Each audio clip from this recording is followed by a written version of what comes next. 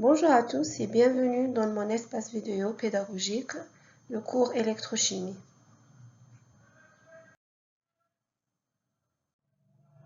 On a le chapitre 1, les solutions électrolytiques.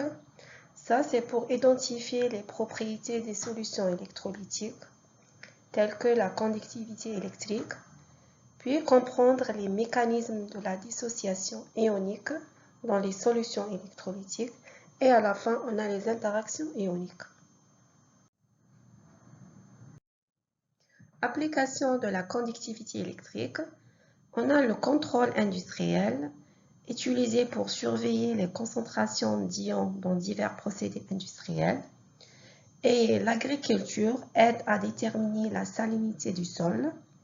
Et à la fin, traitement des eaux usées, utilisé pour surveiller et contrôler la composition ionique des eaux usées. Les solutions électrolytiques, par définition. Une substance électrolytique est un composé qui, une fois dissous dans une solution, se dissocie partiellement ou totalement en ions, leurs ions permettant de se déplacer sous l'influence d'un champ électrique. Il existe deux types d'électrolytes. Électrolytes forts, des substances qui se dissocient complètement dans l'eau, donnant des ions de bonne conductivité électrique. Exemple, acide fort comme HCl, les bases fortes comme le NaOH et des sels comme le NaCl. Deuxième électrolyte, c'est l'électrolyte faible, des substances qui se dissocient partiellement dans l'eau, donnant des ions de faible conductivité électrique. Exemple, acide faible, CH3COH, et des bases faibles comme le NH3. La conductivité électrique d'une solution électrolytique, c'est la capacité de cette solution à conduire l'électricité, ce qui dépend des ions présents dans la solution et de leur mobilité. On a la loi de la conductivité électrique. Sigma, c'est la conductivité, est égale à la somme de lambda I.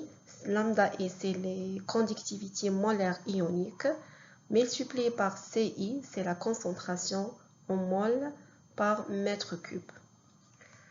Et puis on passe à la conductance. La conductance, c'est G. C'est une mesure de la facilité avec laquelle les ions peuvent se déplacer dans la solution pour conduire le courant électrique. Elle dépend de facteurs suivants: la concentration des ions, la mobilité des ions, et la nature des ions et la température. La loi de la conductance, c'est 1 sur R. Ça veut dire c'est l'inverse de la résistance. La relation entre la conductance G et la conductivité sigma. On a cette relation, c'est G est égal sigma, c'est la conductivité multipliée par S sur L. S sur L, S c'est la surface en mètres cubes et L c'est la distance entre les deux plaques. Donc on a S sur L, c'est K, la constante de la cellule. Maintenant, on va parler sur les interactions ioniques. Les interactions ioniques jouent un rôle crucial dans la chimie des solutions électrolytiques, affectant la dissociation, la conductivité et les propriétés générales des solutions. Les effets des interactions ioniques en une solvatation, lorsque les ions sont entourés et stabilisés par les molécules de solvant dans l'eau, ce processus est appelé hydratation. Les molécules d'eau entourent les ions en formant une cage de molécules réduisant l'énergie potentielle des ions. Et on a aussi le coefficient d'activité. Les interactions ioniques influencent la réalité des concentrations ioniques en solution. Le coefficient d'activité gamma ajuste la concentration effective des ions. Les ions, on a A, l'activité est égale. Le gamma I fois Ci, ça veut dire le coefficient d'activité multiplié par la concentration. La constante de dissociation, la constante de dissociation ou constante d'ionisation est une mesure de la propension d'un composé à se dissocier en ion dans une solution. On a le Kd ou le Ka. Ça, c'est pour les acides. Et on a le Kb, ça c'est pour les bases. Pour comprendre la stabilité et la dissociation des complexes ioniques en solution. Donc, on a par exemple, on a cette réaction de dissociation générale.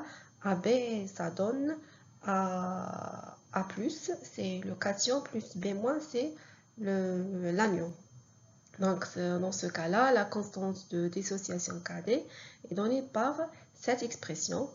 C'est Kd est égal à la concentration de cation fois B- sur AB.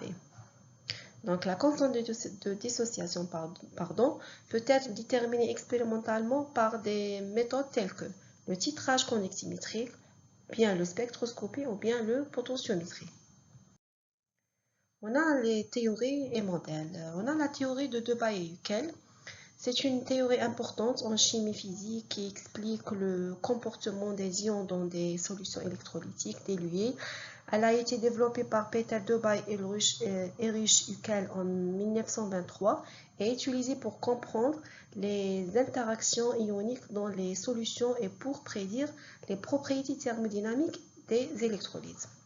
On a l'équation de Debye et Huckel permet de calculer le coefficient d'activité gamma des ions, qui est une mesure de la déviation du comportement idéal des solutions électrolytiques.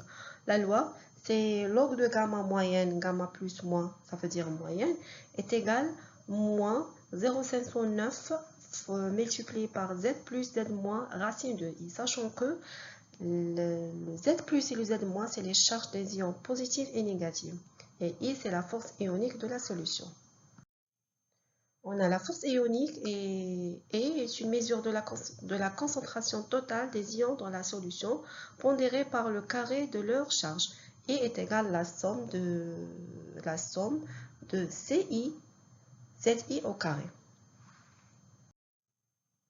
L'importance de la force ionique, ça c'est pour l'interaction ion-ion. Une force ionique plus élevée signifie les interactions ioniques plus fortes, ce qui peut influencer la solubilité des sels et la stabilité des complexes ioniques. On a aussi l'activité ionique, les coefficients d'activité des ions qui corrigent les concentrations pour tenir compte des interactions non idéales dépendent de la force ionique. Et aussi, on a les propriétés physiques et chimiques. La force ionique influence les propriétés physiques, chimiques des solutions telles que le potentiel électrochimique, le point de congélation et la tension superficielle.